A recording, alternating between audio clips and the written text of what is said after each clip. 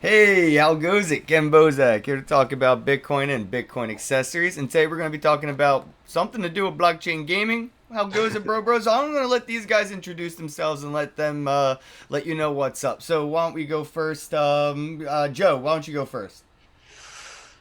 I am the shogun, the proverbial shogun, one of the shoguns anyway, for Zenzo. So um, I have a lot of experience in the business realm, but I grew up a gamer. And so it was a kind of a natural marriage to look at how the blockchain could apply to some of the issues that we see in the traditional space of gaming. So that's kind of what really intrigued me to start building in this space. Yeah, dude, there's so many like roadblocks to progress when it comes to legacy gaming that it kind of hit that wall where it can't really go much farther because of the lack of the implementations of the current technologies. What Yeah. about you, bro, And bro? corporate structure too, by the way, but we'll Yeah. get into that. You want to go Oh, was that next? was that was that my cue? Well, I'm Yeah, that actually was. one I of just interrupted. the. I'm one of the other shoguns. We pretty much take the shogun title next to co-founder. We pretty much approach things a little bit different. I have more of a background. I started like forex trading back in the day, and then got into crypto early 2017, and been just completely infatuated. But just like Joe, I found that with today's standards in gaming, it could be going a lot further. And I Yep. think crypto could help a lot with that. And that's what we're shooting to do. So, how is Zenzo.io approaching that issue, and how do you plan on applying the technologies to overcome them? Mm. So Joe? this is a really a multifaceted question. There's so Yeah, much to it's a kind short of question, but it could go fucking yeah, anywhere. exactly. So especially with what we're doing, because we're really kind of an all-encompassing blockchain. So I'll talk about a little bit of I mentioned a little bit about like corporate structure and how that brings problems for us as gamers.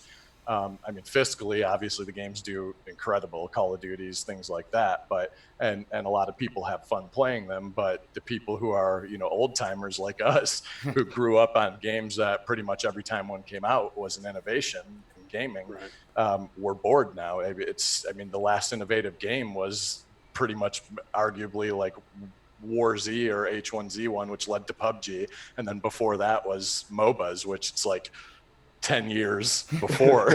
And it's like, that's 10 years is a long time to not have any innovative games come out. I mean, we see the same thing with things like MMOs. Like the Well, they've last been good spending a lot of MMOs time were, on vaporware too, building these AR and VR yeah, games that just never hit market because, mass production makes it unfeasible. Yo. yeah, and you have the issue with the Kickstarters doing the same Oh, thing where they're fuck. Don't coming even out get with me these started on the elaborate. Kickstarter Yeah, ICO bullshit, bro. dude, Nobody talks about that. they're the original ICO. Let's be honest. It At least is, when it though. comes. Yeah, Yeah. so that's a big issue for us, and we understand it from the business perspective that it made sense for them to recycle these things in the past. So, but for us, it's more important to look at the voice of the gamer and involve them in the process of helping determine what games are actually going to be produced, and that's one of the big things we're doing. I'll let Tendo get some FaceTime on some of the other stuff, but like you said, it could go fucking anywhere. So there's a lot that we're actually working Well, on. it's good to know. It's good to see like what direction you're most excited about. Because like you said, it is kind of all encompassing, and there are so Yeah. many like issues with the legacy gaming industry that it does kind of have that corporate structure issue as well as the fundamental structure issue as the customer relations as the end user is kind of abused by games like with the in-game content of Fortnite. If you would go against their terms and services by accidentally falling in a glitch and somebody reports you, you just lost every dollar you've ever spent in that game. Yes. Yep. I've Yeah. actually experienced that, not in that game, but I've actually experienced that where I ended up in a glitch and it was a grinding MMO too, Well, and I there's lost games like that you can 40 days of work. actually you can terroristically attack other gamers in video games. So if you're playing certain games where I don't know the names, but there's some RPG games out there where you can kind of they have metrics on it, like a governor for the currencies. So if you end up dropping like stacks of currency, in-game currency on players while they're running around, you can actually get them banned because it will trick a reaction in the server to say, oh, this guy's cheating. So somebody's harassing you with money and then you get kicked off the server. And I've seen those YouTube videos and it like blows my mind. Yeah, I mean, if you can't think of a perfect reason to throw it on a chain, I don't know what is. That's what we've been looking at. I mean, we kind of feel that there's room for both because when it comes to integration and adoption, we have to take what people know. So that's what we did with the arcade. We set up a way for people to take their crypto. We go find the best price on video games that we can, and we put them up for sale so we can pass that sale on to other people. And you can literally see these games stacked up next to Steam, and they're usually 20 up to 50% off. And that's because we go hand pick them. And that's the kind of the thing we're trying to give everybody in the gaming space a leg up, whether it be a developer, whether it be a streamer, whether it be a creator. I mean, everybody has a place. And that's what Zenzo is that umbrella that's going to go over all of it to kind of help people out. So what is or isn't, something that you would see relatable for or even useful for blockchain technology? Like, not everything needs to be on the blockchain. A lot of games survive with side chains and some in-game tokenized assets, and there's other games where every action in the game is actually recorded on the blockchain. Now, how much is too much? How far is too far? Where do you see like the scalability with maybe too much utility on a blockchain for gaming? Yeah, that's actually a really good one. And one of the things that we actually came up with was making a hybrid, introducing a database and blockchain to kind of work together. Oh God. I guess my Twitter decided to start screaming in the background. But basically what's going to happen is that we found that keeping an all-enclosed system, see, we actually developed our own transferable asset. We just introduced that with the Zenzo Forge SDK. You can actually take Zenzo and build items on the Zenzo blockchain that are multi-socketed and pretty much just go on our own. Instead of using ERC20 or anything else, which there's nothing wrong with those, but we feel like we can have more control, more power, more speed if we keep it in our own. And then putting that with a database gives it so much more capability when it comes to speed and making sure it does what it's supposed to do. Because when you play some of the blockchain games, you click something, you wait, and you wait, and you wait. But when it comes to gaming, you don't want to wait. I remember sitting in loading screens going, what the hell? Yeah, So, we're going to be there, I feel like, for a little sir. while with blockchain gaming until things, progress. Like, I feel like that's what we're going to see. Even like with the earlier games that are amazing, I feel like Gods Unchained is probably one of the most hyped blockchain games Yeah. right now, besides like Neon District. And I just got the early access to their beta, and it's still pretty cheesy. It looks like something from the early '90s, and I'm waiting for that Fortnite, Apex Legends blockchain game. And do you think like that could come from the legacy gaming, or do you think it's going to be sort of have like Netflix came from its own birth? Do you see like where mainstream think it's kind a of marriage, adopts this, man. or is this something that just takes them over? right. I think it's a marriage. I think a lot of what that kind of ties into your previous question too, of like, well, what needs to be and what doesn't need to be on the blockchain. And of course, there are a lot of things that don't need to be on the blockchain. But when you're looking at gaming, I think it's more important to look at it from the perspective of how people are developing now, and they're saying like, well, let's put everything in our games on the blockchain or nothing at it. And it makes more sense when you have these private and public consensus mechanisms that you can utilize to optimize speed where it needs to be optimized, and optimize other features where it needs to be optimized. You don't have to have everything on a blockchain. You can speed it up by kind of incorporating both aspects. And I think that's a place that we're going to start seeing more marriage into the space, and we'll start seeing those upgrades that everybody wants. Because we did, ironically, if you look at the games, it is almost like we kind of went back in time, and we are like, well, we have this awesome tech, but we're still using developing from the Atari beginning. Centipede to be a proof of concept. Exactly, which is awesome. Like, don't get me wrong, it's awesome, and it's a necessary learning experience for the space. That's how we evolve. Yeah, right. True. You got to stay true to the roots. Yeah, so I think when it comes like to being, well, how much is too much, it comes down to, well, do you need it or do you not? I mean, Well, if what it's worries not, me is you again the don't use it. scalability aspect, right? Like even with legacy gaming and the way that they use servers today, Apex Legends has netted over $100 million in 90 days, and their servers still suck. Fucking Yeah. EOS has made $4 billion, and they don't have a fucking game to pump at all. So it's like, where Yep. it's hard. It's just like so hard to see like how Well, long go ahead it is from now and all the roadblocks we're going to see. But I personally don't think that legacy games will have a chance to adopt the technology. They don't have the fundamental foundation of the business structure to adopt and evolve. Like the same reason why Blockbuster just does not have a streaming application. Their Yeah. foundation as a business was not minted for that economic. The same reason Fortnite will never tokenize their skins. Their developers, their marketplace, it's not designed for that economy. So I I think feel it's like adopt it or will die come kind of from thing. like things that are Yeah. like Neon District or Gods Unchained, but it's Yeah. gonna take a while for people to start.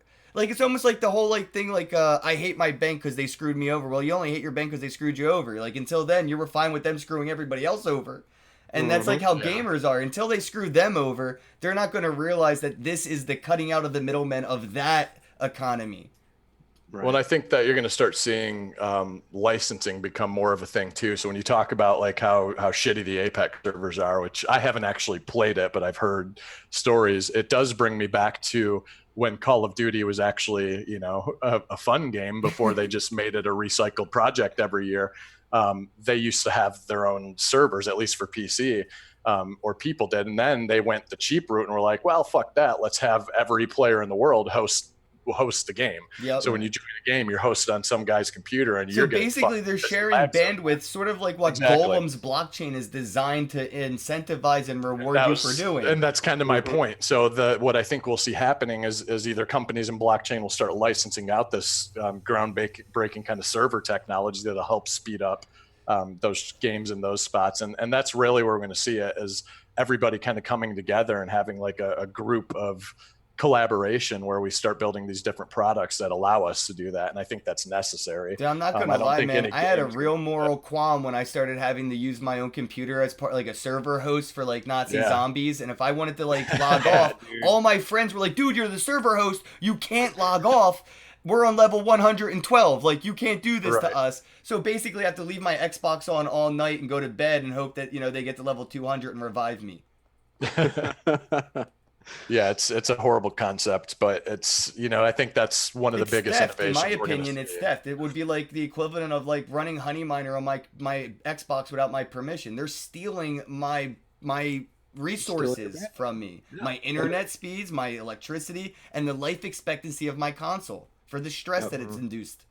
And data is the new oil. I mean, let's not get it twisted. That's what that people are going to go after, and you're just going to see more and more hidden, programs that are going to go into your browser and steal just a little tiny bit, your CPU, and then spread that on 1,000 different, 100,000 different computers, and then they're just banking. And that's not okay. I And don't that's know if crude data is a term, but I think I'm going to start using it, like crude oil and crude data. Like Yeah, raw seriously. data. It's so crude data. Like you can get anything. And that's what happened recently. Like a week ago, there was a data breach. Medical records were released for like 12 million people. And it wasn't like they were looking for your ailments and your cures, but they were looking for your financial histories for that visit. And, because they got medical records, now they have financial records. And it gets real deep from that crude data, what they can do with it. And I mean, we've Yeah. seen what happens with like Call of Duty and Halo, right? Like I was in high school when Halo was at its peak, and there was Marines at my lunch table with a Halo like console all set up so you could play Halo and talk about becoming a Marine. Like they knew what they were doing. So Well- coming from the medical record side, because I actually come from a medical background, if I recall correctly, there's somewhere around $9 billion of fees basically that are incurred by these organizations because they leak that information. So that then comes back and ends up in your medical bills, especially in America. So they make And money you get every hit time for they it. fuck up. Yeah. Essentially, they do, because they get another excuse to Sounds raise just the like the expenses banks. on Every time everything. somebody So uses they my don't credit pay card for it. without We my do. permission, they make money off that. Yeah, exactly. We pay for it, not them. So at the end of the day, they, well, what's their incentive to fix it?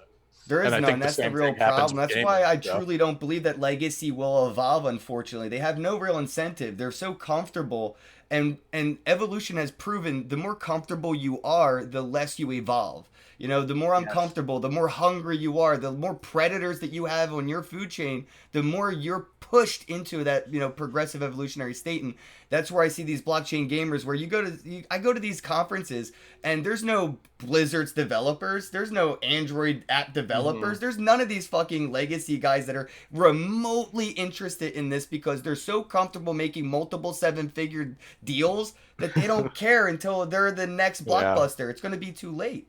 I would And they're like not to going to think have the that Blizzard developing would do skills to that make the if they were games that they're Blizzard. going to need. Like Blockbuster employees can't go ask for a job application at Netflix. Their skills don't equal. Yeah. No, that makes sense. And I mean, they're just like you were talking about. I mean, a lobster don't break out of its shell until it's uncomfortable and it feels like it's, constrained in its own Life or space. death, bro. Life or death. That's it. But when they're so used to making money a certain way, the thing is that what we're looking at it is it's like, okay, if you pumped $200 to $300 in just one of these phone games, which a lot of people have, for You can nothing. Google the average amount American spends on in-game games, and it's well over $200 a year. Exactly. Now, what if you actually had a way to get your money back from those items? And that there should be a way. I mean, even if there's like a little fee that's taking it from pulling it out, I mean, like 5%, not like 60 or anything. Bro, trying to do what you're saying right now is literally against the terms and services for every centralized game that wants your Yep. money. If I get caught selling my Pokemon Go account because I stopped playing it, I'm going to get it banned, and then whoever I sold it to is going to be pissed that I stole their money.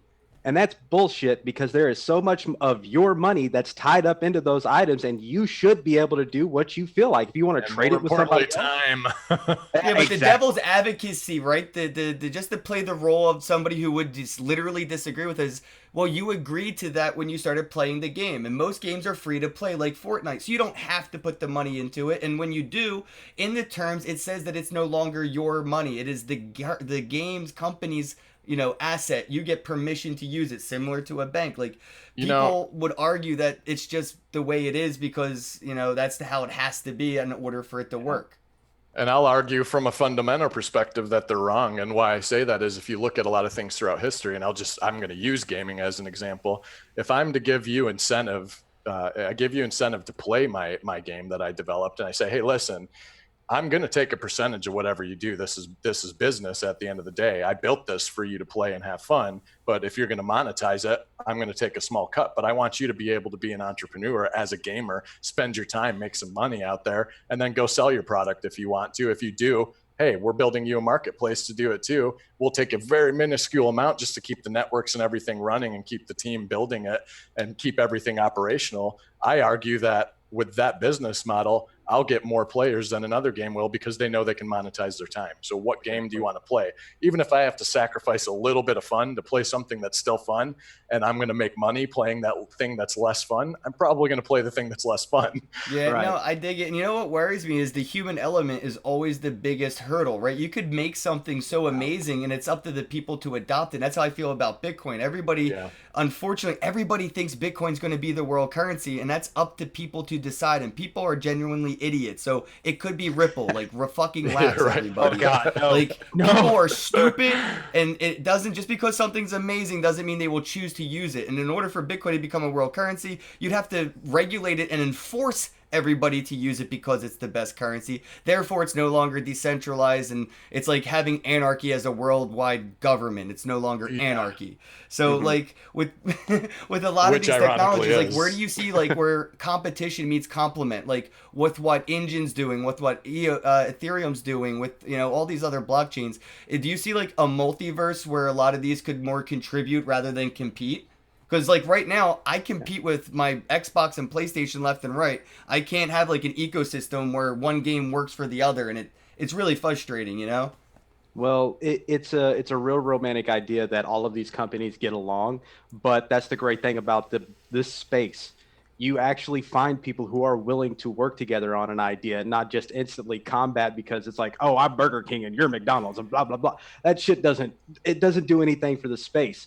Cryptocurrency needs wins, and the only way we'll ever do it is together.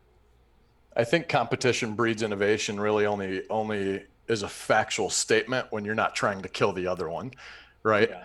If I'm trying to kill every other restaurant, then people are going to get sick of eating my food because I'm the only one making it.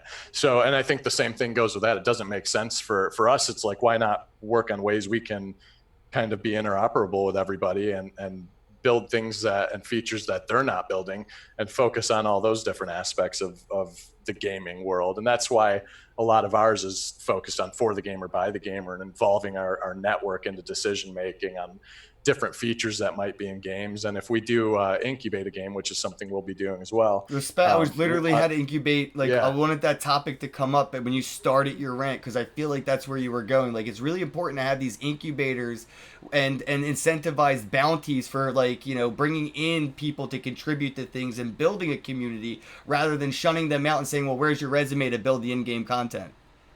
Yeah, that's actually that's one of the big things, and we already branded that, called the Zenzo Hatchery. And what we plan on doing with that is bringing in game developers, bringing in the indie games, and stuff that are really good games, but never had the backing or, you know, the team behind it to help push it out, or even, you know, use us to be like, hey, we can put cryptocurrency in this game if you let it. And it's going to be one of those things that we're not going at the, like, being a producer style kind of a thing, because what happens is that they're trying to scalp so much money off of these, you know, people's innovation and creations, that they're not incentivized to make anything new. They're going to stick to the tried true methods, because how many battle royale games come out in this last year? It's going to be done to death real soon. Battle Royale's in a bubble. Yeah, Yeah, right. Yes. And So that's where do you see, like, in a mainstream environment, like, how would a game play out for the company using the technology and the end user utilizing the game that is using the technology, as opposed to how a game plays out today? You know, using like Battle Royale as an example, how could you see a Battle Royale style game implement blockchain technology to give the end user a different experience that is not possible without legacy technology?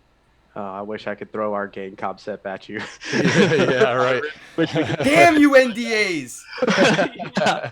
But basically, and I'm not going to cut Joe off on it, but no, go ahead, and then I'll take some.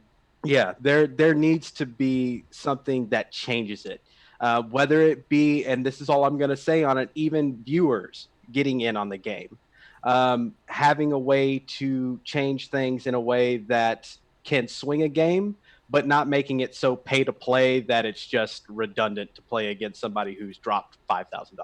Right. Yeah, no, I think that's a really good point. I'm talking to a blockchain game at the moment, trying to work on how to basically monetize the viewers and incentivize them, as well as reward them for their engagement. And, like, it's sort of coming down to, like, staking side bets on watching the gameplay, like who's going to win, who's not going to win, and stuff like that, which is really cool. And that was not possible before, you know, like putting a penny on a game as a bet, or a tenth of a penny, is not feasible. You brought up a really good point earlier, which I wanted to touch on, is these companies take so much money, it does disincentivize technological, you know, advancements, period, because Apple and Android both steal 30% of every dollar anybody spends on that game. So if you're playing an indie game, which means one of us independently made the game, we get Google or Apple's permission to put it on the App Store and sell it to you for $1. They take 30%, and any in-app purchase, they take 30%. And that's beyond pimp-onomics. Yes. Even a shitty pimp only takes 15%. They got a lot of baby powder in their pimp hand. Their pimp hands are strong. They're right very now. strong. Yeah. I almost wonder, like, how much did Blockbuster charge to put a movie on their newest lease, like, shelf? You know, like when they had that monopoly. I can't wait to see this monopoly get swooped out from under their feet. Yep. I mean, it's like, as much as we do kind of hate on these traditional, like, legacy corporations and the way they're structured, to a certain degree, obviously thievery comes into the question at some point. DJ Me Popsicle just said thieves as you said that. That's funny. But to a certain degree, it's like you kind of understand at least how it got to be that way, because things are so, an idea is expensive to actually bring from inception to something real in traditional markets. But now that we have this collaborative network through the way that we do things on blockchain, it's starting to become more feasible to build more ambitious projects with a lot less than you typically needed before. Ignore the ICO phase. That kind of made it look like we needed billions of dollars to build a blockchain. But, you know, going back to that, where you made your comment about monetizing viewers, it's a real interesting thing to me, because when I used to play Warcraft 3 competitively, I had a lot of friends who played the game who were spectating me more than they actually played the game, playing against, you know, people. So we always joked around, and I would tease them and say, you guys are just professional spectators.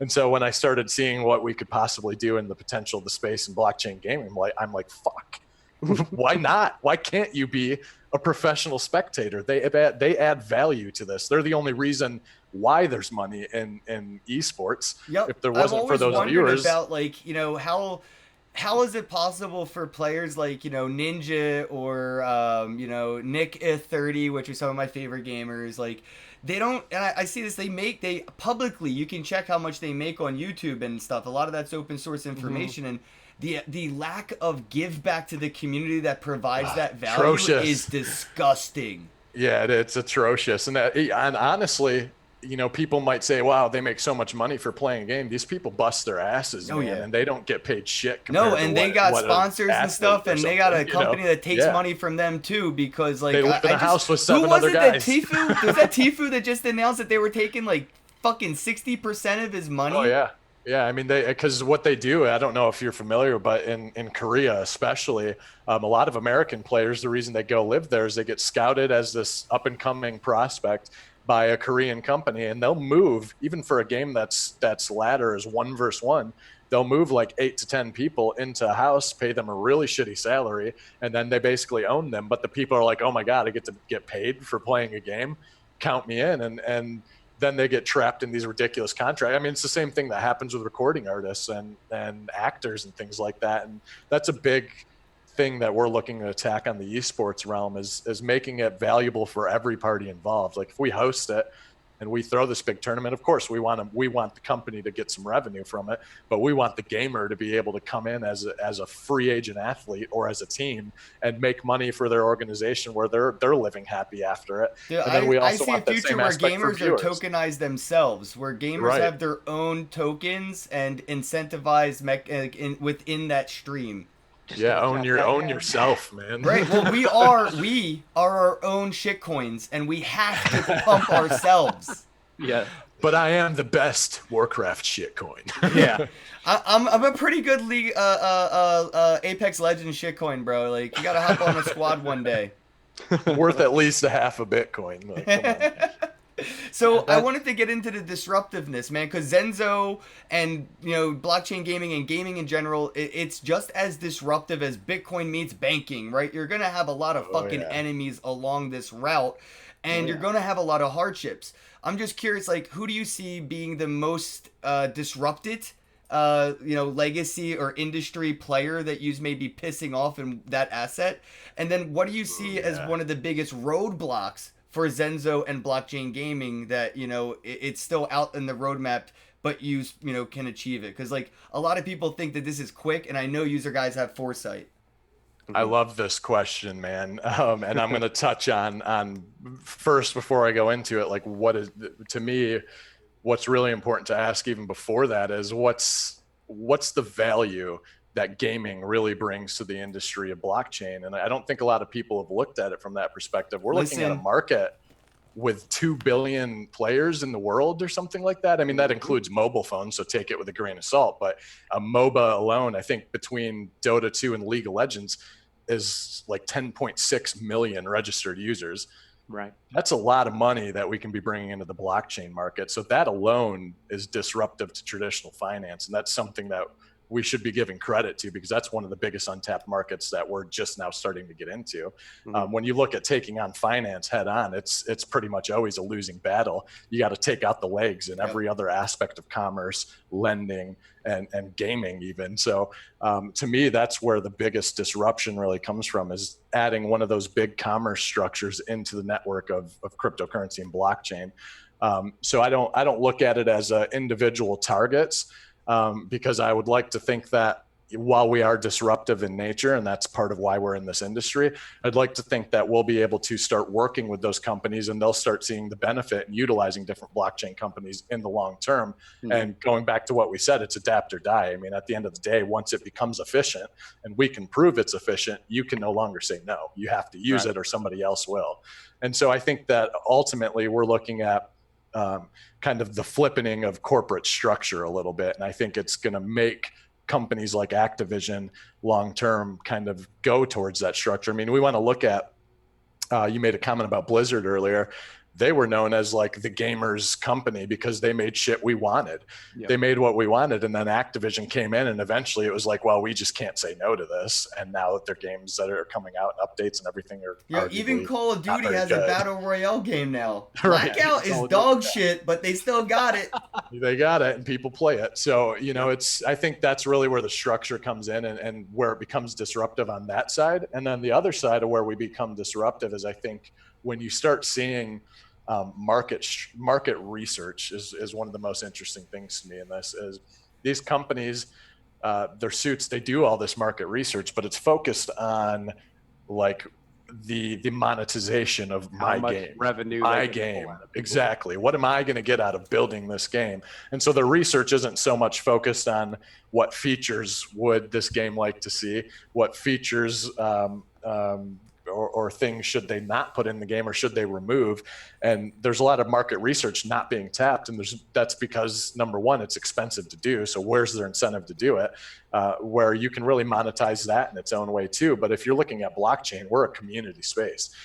People are going to give that information just because they get the chance to say, dude, this game would be the game I've always wanted. I'm putting my vote in on this one. So that's part of how the hatchery will work for an overview is essentially we'll have people kind of submit their plans and it'll be both from the creative perspective of the game, but also how does it benefit our ecosystem and how does it bring in our base of the community. And then it kind of turns into this like back and forth between us. Then we spread it out and say, hey, these are feasible projects. We can see all these working in our ecosystem. Which one of these 10 games would you guys most like to play? And then people can start putting their votes in. And then when that game becomes incubated, they can then give market research directly to developers and give them feedback directly through the system and help them design the actual game to be what they want to play further. And so I think we're disruptive in the nature of the production while we're not technically looking at ourselves as producers. Because we're not looking at incubating by just saying, hey, now that we're a top 50 crypto company, here's a bunch of money, go make us something that's going to make money. It's more so, hey, we will, if you do need resources, we do look to help on that end because we understand it is expensive. But really, we're building a network on top of that where it's like, hey, you guys need people who are better at CGI or graphic design or GUI, whatever it is. And we have those resources. Let us help you meet with different people, and we want to help you build your infrastructure as well. So we have a lot of experience with different people in the network. So I think that's how we're most disruptive. And then going back to your back part of that question, which was, what's the biggest hurdle for us? I think it's anything tech. I think the biggest hurdle is always just getting eyes on your project. It's really marketing, which is kind of where the space has a lot of issues in its own, where it's like half the projects, and I'm being very kind saying half, are just bullshit and they just hype stuff up and people pour money into them. They become top 100 projects and you're like, dude, there's a coin that's ranked number 900 with a $250,000 market cap that's got a freaking product working and it's awesome. Right. And, so I think that's the biggest hurdle is just getting people to either from the developer side, getting them to say, hey, we want to build this on the blockchain because that's a market in its own, is finding people who are interested in it already. Because if I walk into Activision or even indie developers who are already working on something, I'm like, you know what can make your game better? They're going to be like, we ain't putting work into anything else. Fuck off. There will be people from an indie perspective, sure, that will end up catching them because we're early enough and it makes sense for them economically. So they are going to be a target. So I think indie gaming is really where we're not necessarily disrupting it. We're giving them a leg up. And by doing so, they'll be able to keep ownership of their product and compete with corporations who want to own it if they're going to build it. Right, yeah, I So mean, you're right. that's It my comes down long to like ass the answer. communities for sure. Like that's sort of how like Apex Legends kind of took off in Fortnite. They didn't really like pump themselves as much as the communities did through the gamers who streamed the games and the people who played them. You know, it wasn't as Yeah. much as seeing like ads on Google that said play this game. It was the communities around the games that built the infrastructure that made them, you know, sustainable. And that's what we're going to see. A lot of these games, like you said, there's so many games on, you know, that are existing right now that you could play that use blockchain technology, but they don't get any appreciation. And it's a lot of the vaporware right now that's still getting a lot of investors momentum. And I was around since 2016. I watched the ICO market be born and die. It was quick. And it was painful to watch. And now I'm watching this NFT era of ICOs become a new, like, phoenix rising from the ICO ashes of conception, where companies are making blockchain games and they're selling in-game assets, these NFTs, ERC 721s, that are for a game that doesn't even exist yet. You know, they're just pre-selling these in-game items, and then hopefully there will be an ecosystem to use those in one day. What are your thoughts on using NFTs as a means to, you know, raise funds or raise capital before the product exists? Well, that goes into like pre-sales of games. You know, that's kind of it's kind of a catch-22 because we've seen the ICO phase and what it does. It's like, okay, they raised $20 million and they spent 19 of it on a fucking beach. So it's one of those things to where who is the company that you are working with? Do they have a background? Do they have anything to show? We've been out for over a year. We have not raised one dime. We've made everything that we have right now on our own money. And it's one of the things to where if we were to do something like that with a game or something like that, chances are it's already halfway in development. But when you look at these other ones that are just literally a concept, they are still in a concept phase. They do not have a blockchain. All they got is a fancy website and send Ethereum here. Yeah, and they had a team built in a day. Exactly. Right. So that doesn't really do too much for the space, especially if they don't deliver, because that's just going to leave a bad taste in everybody's mouth, just like ICOs did. So it's kind of one of the things we've discussed, because we are going to make our own video game. One of these days, I'm not going to start throwing out dates, but our flagship one is going to be way down the line, and it's going to be like the one that you were talking about. It needs to be that innovative one that brings in both sides of gamers, whether they be crypto or legacy, and put them both in the same room. But when it comes to the pre-sale stuff, it's do your own research. That's how I look at it. Right? So I guess it sounds like it is a business structure necessary for fertilizing evolution, right? Like, and that's how I sort of feel about ICOs. I don't think ICOs were evil. I just think the way they were used is evil, and demonizing ICOs is the same thing as demonizing Bitcoin for Silk Road. Yep, or IPOs, which are the foundation of pretty much every tech company in existence. So, I mean, there are issues with it and the way that it was taken advantage of, but it's really investor ignorance that was being I think what we exploited. need is we need the infrastructure that the legacy companies already have, where they have auditors. You know, they have. They have, you know, I would say, I guess the SEC or equivalent to hold accountable if they did take my money for an NFT and never actually produced a game for that NFT. But I think a real interesting perspective for this is the fact that even if a game did, or a company or a project did make an NFT for a game and the game never existed, that these assets are open source and on a blockchain that can be utilized in a game that somebody else makes, because there's already in-game content for the thing that nobody built. So there's almost like that weird like incentive that I would say symbiosis, parasitic incentives, where like, well, shit, if somebody builds all these assets and sells them and all these people have them and they just don't make the game, somebody can just pop up and make a game to use all those assets, and they're gonna reap the benefits of like saving, you know, the gamers. That's pretty funny because that's exactly what our Forge does. The SDK is actually a JavaScript program that game developers or app makers can go build their own items within the game, and they're complete control of the back end and everything else. It's just how it interacts with our blockchain is already taken care of, and we offer this for free. It's not one of those things we take 10%, 1%, we take none. If you want to go build on it, build on it. And just like you said, if somebody decides to do something like that and completely screw it up, and there's all these items on the Zenzo chain that can't be used, somebody else can make the game and they can interact with them. Or they could even do a trade item. It's like, look, I'll give you 2 handguns for this bullshit rifle that never got made. So yeah, it's like it's kind of like a little bit of a last hope comfort measure for people who are investing. I mean, I personally love the concept of pre-sales on NFTs and things like that. I think they have a lot of value, just like I think some great ICOs were done. I think that we're going to see some really great games done by it. I think we're going to see a lot of people get scammed by people who never even intended on making the game. And I think I could see legacy happens, scams more likely than independent scams, and I would go to things like Kick or Kodak or all the other Long Island blockchain bullshit that legacy companies tried to do.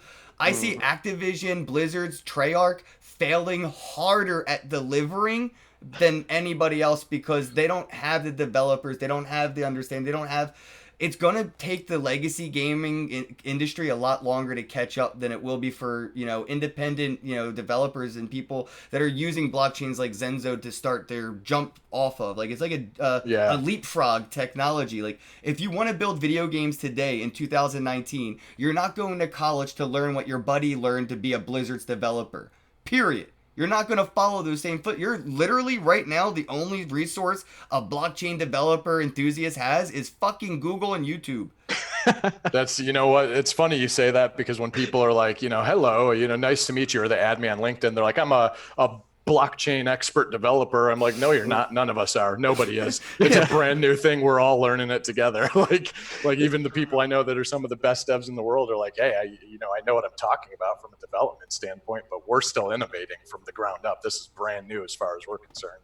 So I think that's really funny that you point that out, because it is true in a way. We're going to have some genius come in and we had Warcraft 3. I love it because you had the MOBA world spawned off their use map settings, and you'll probably never really see that taken advantage of in their games again because of Activision. But it was essentially a thing where it's like, hey, you can build this thing, and they didn't even own it. Like Blizzard should have owned by normal legacy standards. They should own Dota 2 and League of Legends because it was spawned essentially in their platform. They built this program that allowed them to build this game. And they didn't even try. They probably could have fought them and killed it before it ever made any money, but they didn't even try. That actually brings me to a segue to one of the topics I'm so happy I didn't forget to bring up, and I almost totally did, and this is great reminder, is the concept of intellectual property and blockchain technologies and open source code. Where do you see that standard being, and how do we get companies not worrying about building something that will just be forked and stolen? Yeah, that's a tough one, right? So I think right now, just for to set the mood, CryptoKitties has intellectual property patents on CryptoKitties, and a lot of enthusiasts say that's not crypto. That's that's a scam, but it's not. A lot of people have that. If it has KYC or if it's if it has IP or patents, it's not really crypto. But I don't know, where do you see this? Because if those NFTs are open source, how does intellectual property work on a blockchain?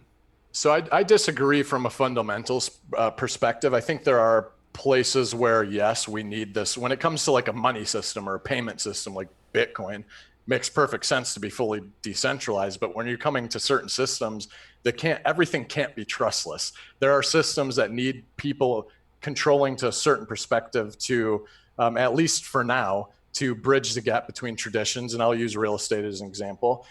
You can't, titles, for example, in America, every county has a different system. So the only way to actually make full automation actually possible is by centralizing it at first, lobbying for it, getting the government to change the law for every single, from a federal perspective, to make every state abide by having a central database, and then building that decentralized So database. basically, you're saying we need a central oracle in a sense. Exactly. You have to start somewhere, and then we can start slowly taking away those pieces of control.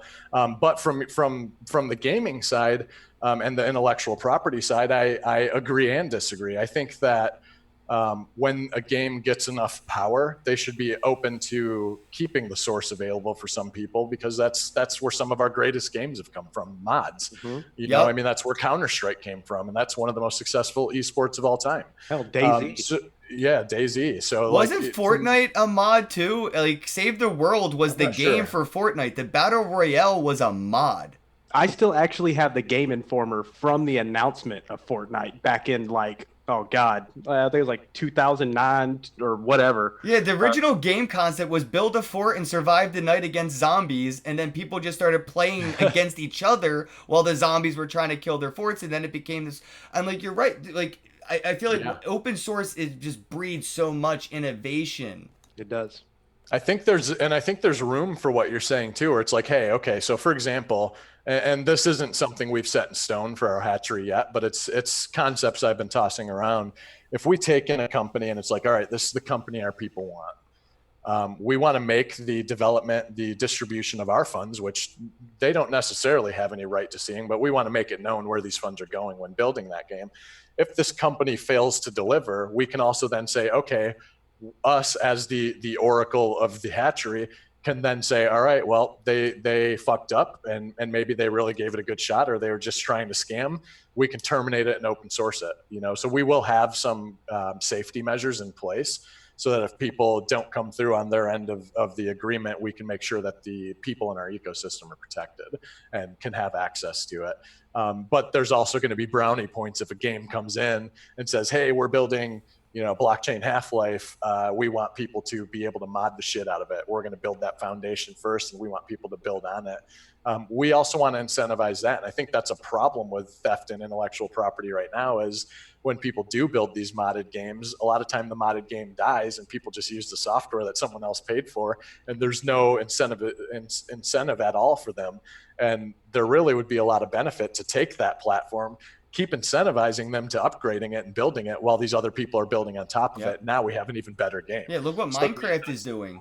Yes. Yeah, that's a good. I play on a Steam server. I play on Engine server. I mean, there's so many like servers I can play Minecraft on and earn shitcoins. It's insane, but it's all due to that open source. Like, you know, oh, get it, take it, play with it. We want you to have fun.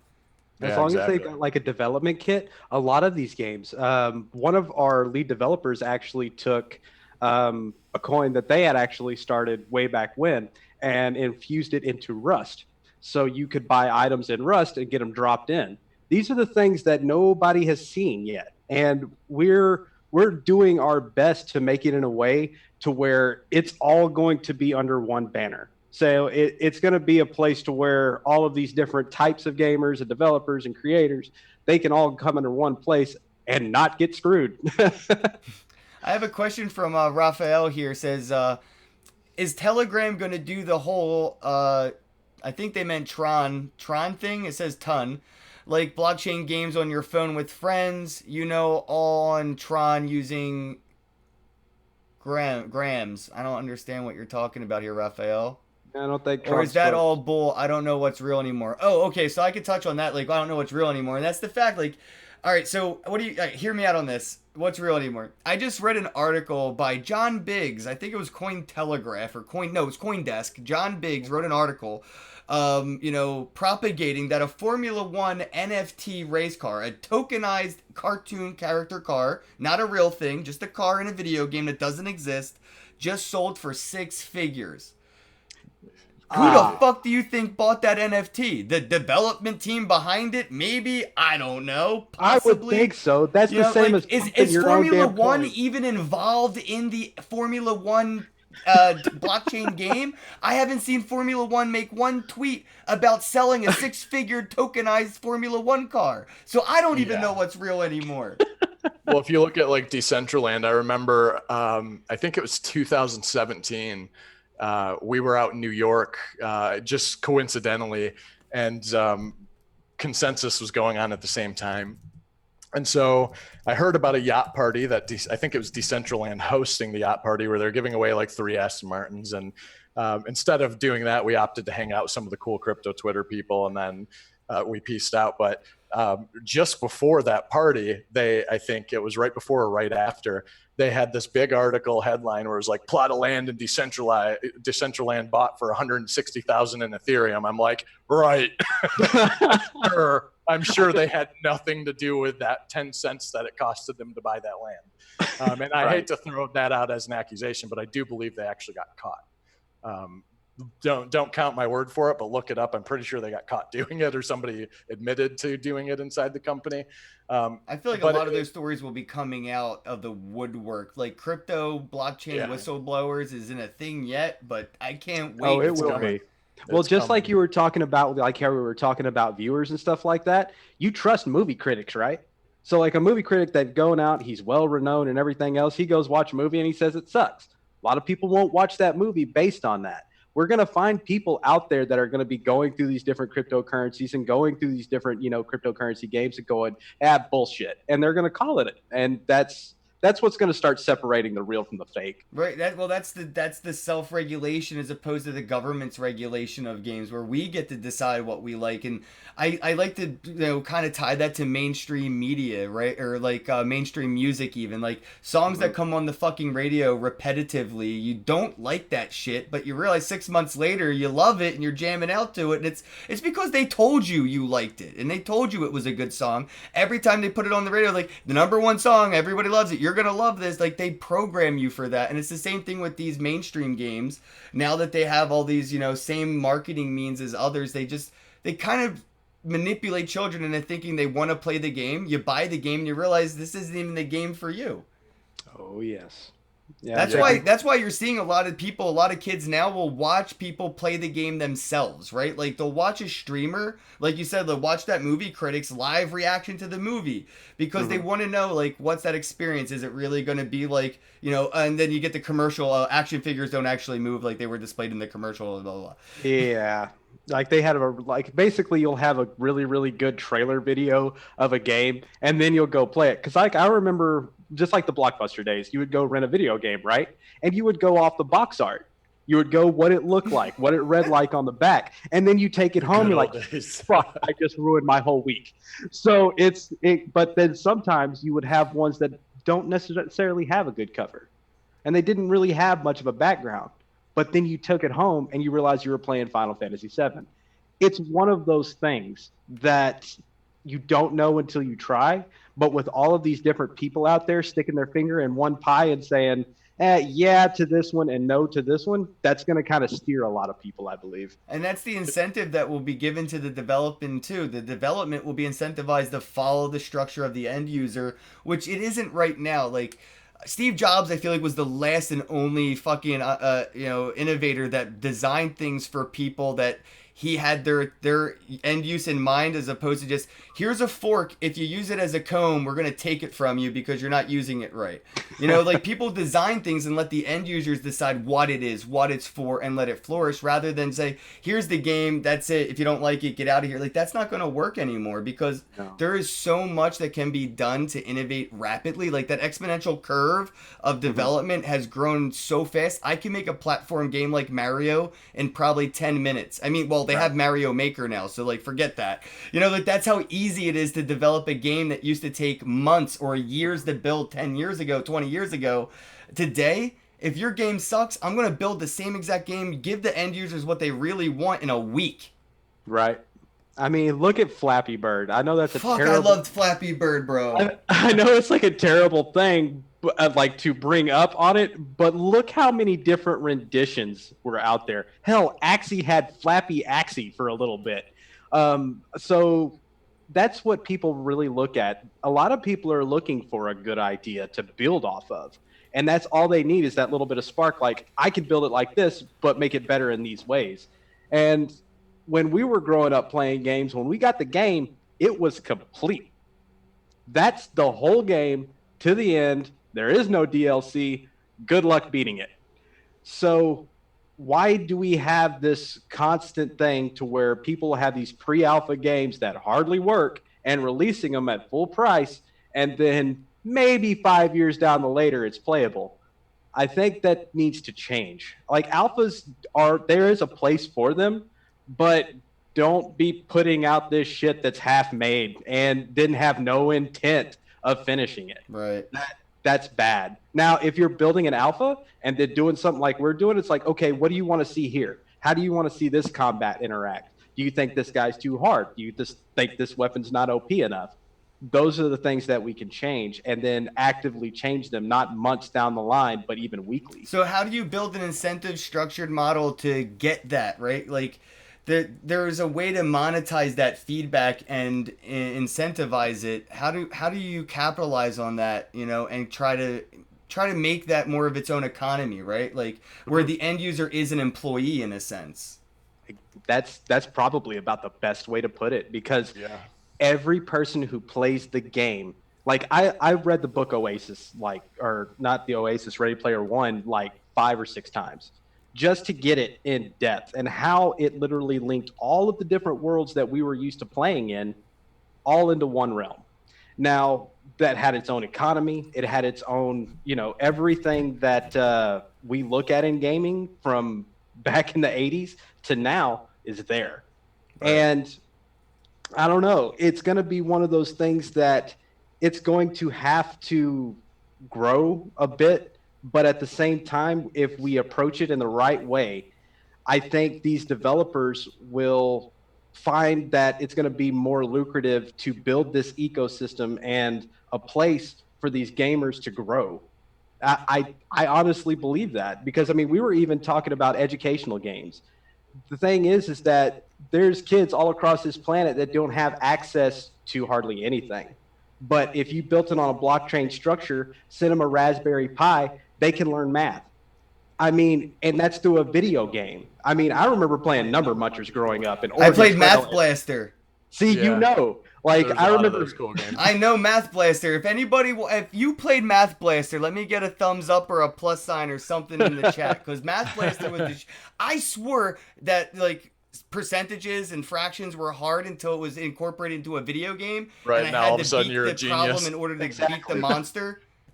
Because it brings it to you in a way that you're familiar. And that's also another thing that we're trying to do on a grand scale, is introduce something to gamers that it is blockchain, but at the end of the day, it's a gaming ecosystem. And the further that you go into it, the more you'll understand blockchain and understand that a cryptocurrency can be one of those things that ties all of these different video games together, and also gives you a link to game developers or viewers or anything. Yeah, and to go kind of off that, Raphael just mentioned Ready Player One, and Ender's Game kind of makes me feel like that's kind of where we're going. Where like you think you're playing a video game, but you're really killing a whole alien civilization, and you don't realize it because you're a kid playing a video game. But you're in charge of an entire armada because you're really good at Halo. They put you in charge of the U.S. military, and you don't realize you're in charge of the U.S. military. Well, I mean, do y'all remember the movie with Robin Williams called Toys? Yes. That is literally what you saw in that movie before it even happened. Like, it stood the hair up on me talking about that movie. And all these kids are out there just destroying people and not even knowing it because they're sitting behind this game.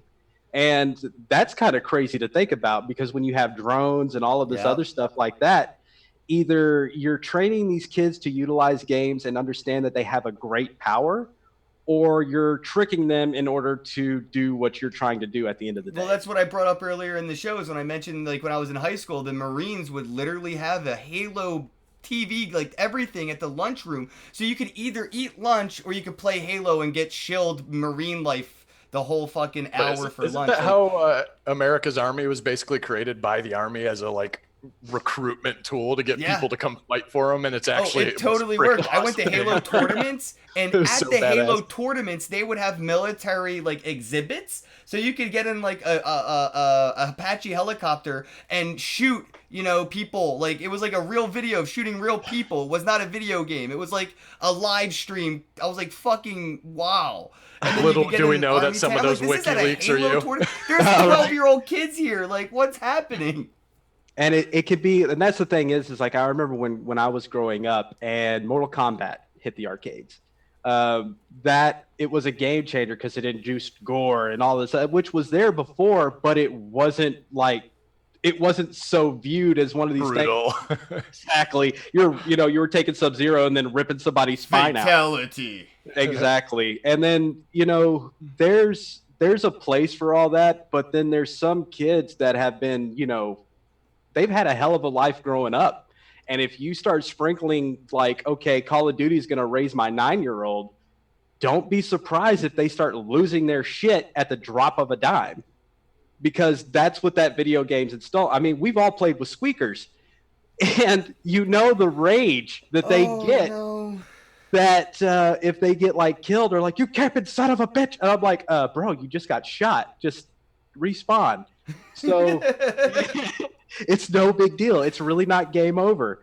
But I remember playing games like Mega Man that made me question my faith a little bit because I was cussing so bad, and my mom comes in like, you are 7. Don't do that. Yeah, maybe that's how I got started with my mouth. I don't know, but I do want to revisit though what you were saying, because I don't think we gave much of an answer because we got sidetracked on how cool some of the stuff is we're talking about. But you were asking about incentivization for these developers, and I think the best way is giving them access, like I was saying, to that market research, that group of people, and giving them measures to where they can actually pick either incentives that they can incorporate into their game. So if it's an MMO, maybe you get money for helping them out in their game, or they can actually potentially get Zenzo through that platform by just simply interacting with it as well. So to answer that question, I didn't want to leave anybody wondering, because you'd asked that. Mind. I want to make money as somebody's like campaign aid in a fucking RPG quest because I already beat the quest. Yeah. Well, see, that just think if you were the vendor, like, okay, everybody's fixing to go out. You spend all this Zenzo and all these potions, all these things, and you throw everything up on the shelf and say, come load up before you go. I got the best prices in town. And it could actually be a currency instead of one of the things that's like a hypothetical thing. But it could also be done in a way to where you're not spending $5 on a potion either.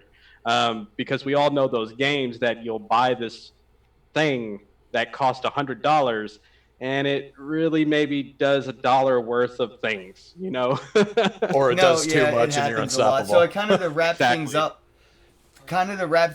here, I want to see what's the roadmap for Zenzo in a nutshell. Well, in a nutshell, we've been working on a lot of different things. So roadmap wise, keep an eye out. You should be seeing that come out probably within the next few months. We want to be able to do this once and stick to it and deliver, so that we're not going to throw too many things out. But just like we've been doing for the last year, keep an eye on us. You'll start seeing stuff come out fast. And also deliver before it came out. So that was one of the things we've been waiting for, is we wanted to start out with a couple products already out there for you to have faith in. And that's where, we have the alpha for the arcade and essentially our alpha that's already usable as a launch product for the Forge as well. So. All right. Well, I just had a bunch of people just pop in the chat and just start going nuts. So I was trying to keep up with them. But yeah, guys, go back, watch the podcast, see if we can answer your questions there, which I'm pretty sure we did. We covered pretty much everything, guys. And just where can people find yous and get involved with the community for Zenzo? Discord, Telegram, Slack, where you at? We are on Discord. We can go ahead and I'll get you a link later. We can put it like on the Twitter, just kind of get it around. But you can type in Zenzo in Google, and we'll be the first thing that pops up, and you will find a link to our Discord on that page. All right, Joe, one last question. Why Zenzo? Oh man, you know what? I actually was. We said it so many times it doesn't feel like a word now. I have to ask. I wasn't there for the inception for the name. I came on a little bit later, so I think it's better for me to let Tendo answer that, because that comes a little bit more from him and B's hearts than it does mine. I'll try to keep it brief because I know we're at the end. But Zenzo is a Japanese word that means to gradually increase. We actually took over a huge Japanese community, and we wanted to kind of showcase that. That's why we call ourselves Shoguns. That's why we have Zenzo. Even our light paper right now is called the Grandmaster Scroll. It's one of the things we just kind of built around that. Even our character, Zenzo-chan, she's an anime character. So we kind of have a Japanese theme, and that's kind of what we wanted to roll with. I like that. I like that. It's really I don't want to say zen, but I mean it is. All right, guys. Well, I appreciate your time and everybody tuning in. Thank you very much. Don't forget to pound the thumbs up button. It looks like this right here.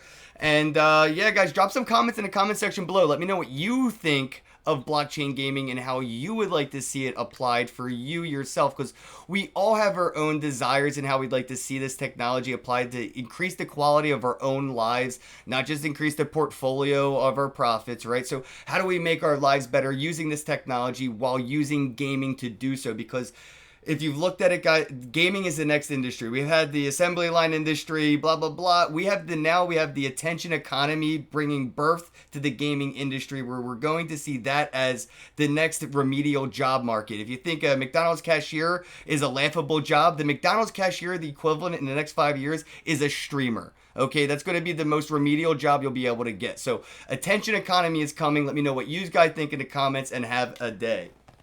Peace. Thanks, man.